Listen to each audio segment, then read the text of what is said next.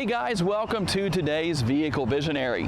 Today I'm back at Yoakum Toyota here in Shreveport, Louisiana, and because of a request by a viewer, remember, always tell me what you want to see me review here in my videos on the Vehicle Visionary YouTube channel.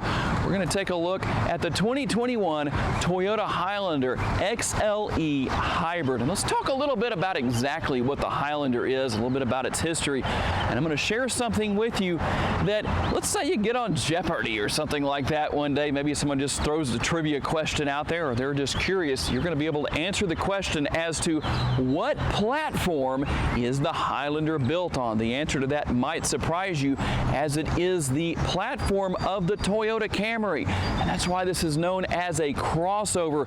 If you say, Tom, what exactly is a crossover? Maybe you aren't sure about that. A crossover is literally a car sitting at SUV ride height. So it has the functionality of an SUV, has that extra ground clearance so that maybe if you live in an area where it snows a lot or something like that, you know how it is. You get those tracks on the road once people drive over it, especially once everything freezes up. If you live in a humid enough environment, having a car that's low to the ground, that's not the best case scenario. So something like this is definitely going to be helpful to you in that respect. Now, as far as history goes, Highlander first came on the scene at the New York International Auto Show during the year 2000. Arrived in Japan in late 2000 and in North America in early 2001. It's definitely one of the most popular models sold by Toyota. Like I say, this is a requested video, so let's take a look at exactly what the Highlander XLE Hybrid is all about. So depending on what trim level you want, what are the base prices? Well, I'll list that on the screen for you right now so you can see all of the available trim levels. This, of course, is the XLE. And lots of safety features. Obviously, Toyota Safety Sense 2.5.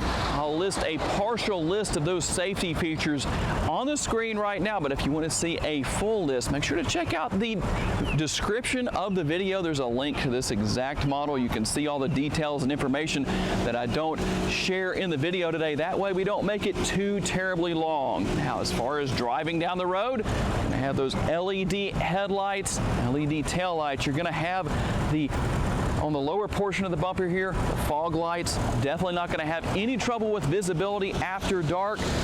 Toyota logo right here in the center.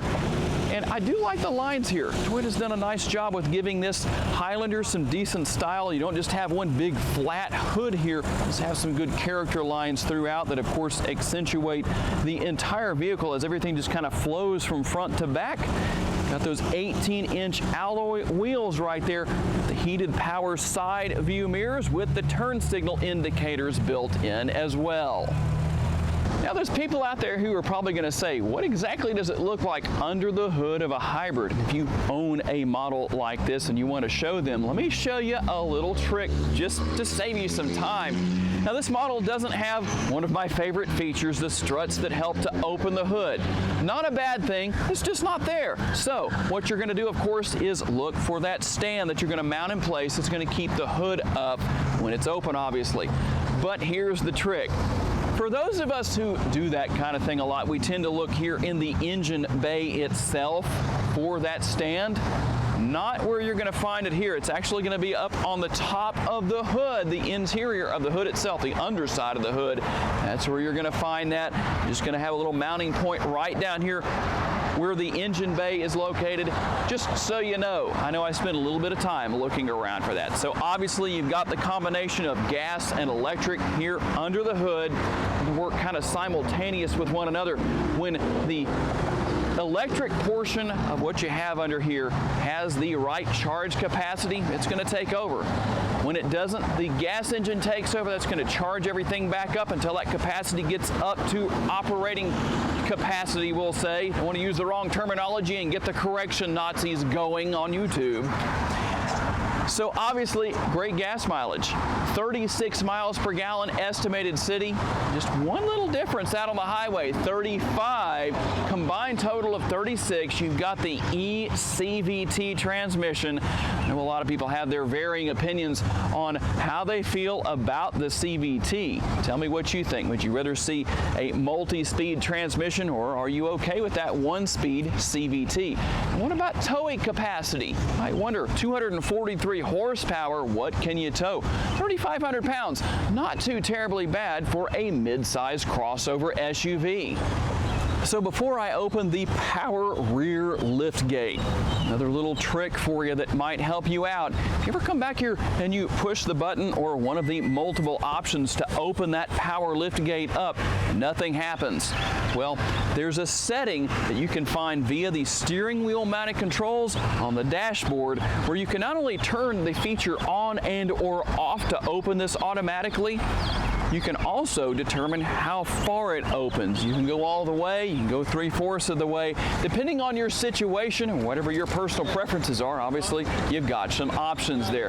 Cargo space, well, we'll put those numbers on the screen. And good news for those who might wonder, does it have a spare tire? Because we're starting to see some of those tire repair kits that I know from the comments many of you have left, you don't like that. And I can't say that I blame you, because you could wind up with a big enough hole in a tire where that repair kit isn't going to cut it.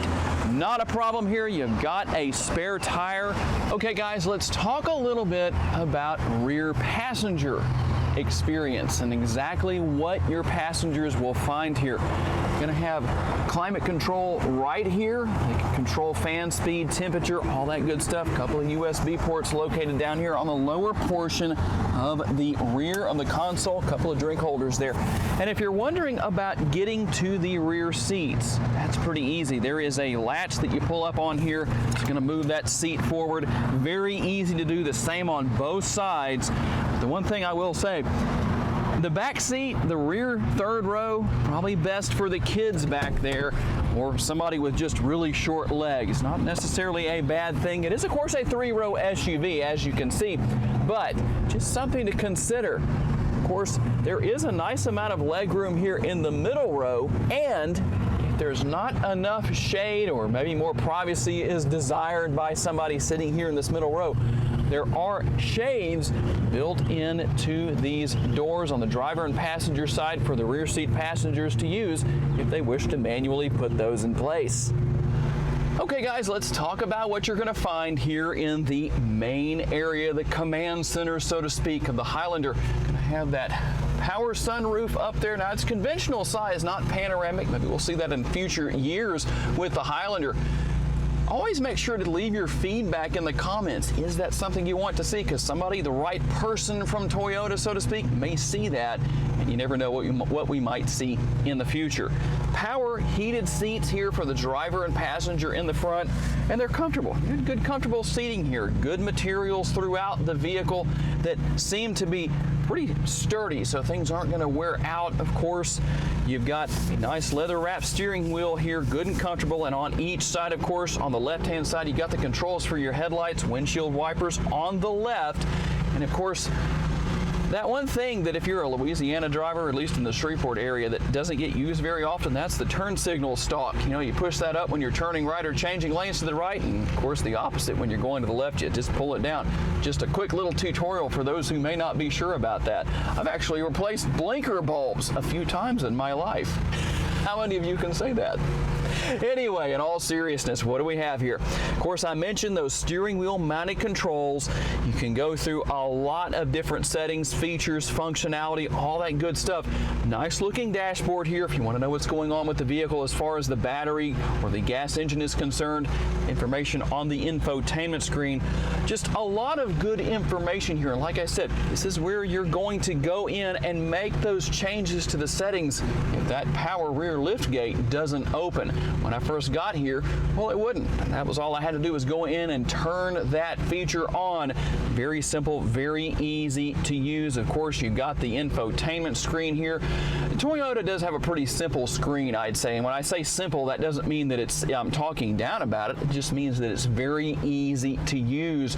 It's not only a touch screen, but you also have the ability to use the buttons to make your selections on each side. And one thing that I know a lot of people like to have in their vehicles is the ability to use a knob to control the radio, whether it's volume or if you're surfing through the different stations. And of course, you have that same functionality here with the screen, just a couple of different options. Dual zone climate control here in the front, quite a bit of connectivity with multiple USB ports and a 12-volt power outlet. And when you look down here in front of the shifter, you might notice there's no wireless charging. That doesn't mean it's not here. I'll show you where that is shortly. Got your drink holders here. Several different features you can go through, turn things on and off. Very easy to select your driving modes. And I like the fact that Toyota has the driving modes here on the right-hand side of the selector, so you don't necessarily have to wonder which direction you're going in, if you're in sport or if you're in comfort or if you're in eco or whatever the case may be. It's right there. Of course, it's also going to tell you on the dashboard as well, but just kind of an added little bonus there that I think is a good thing. You can turn traction control off if you want to or back on. Go into EV mode with that button right there, your power parking brake. Now, what about wireless charging? Well, right underneath the sliding lid for the console, which I like that. I think that's a good thing. Makes it kind of easy to get. It's not in the way, easy to get into. It doesn't get in your way when you open it up. But that's where wireless charging is located, right there. So you can use that. Of course, you can move that wireless charging pad out of the way to gain access to your console and its interior. You got a decent amount of storage in there. I bet you could fit probably 6 or so, maybe even 8 properly folded, of course, Vehicle Visionary t-shirts, if that's something you're looking for. So overall, I must say, the interior is very impressive. Nice, comfortable ride. Steering and handling is good. And I really have to say one thing. A lot of the time when I drive a vehicle and I kind of look around like this, you got a lot of blind spots, and even though you have blind spot monitoring and all those great safety features from Toyota Safety Sense, you still have great visibility all the way around from the driver's perspective.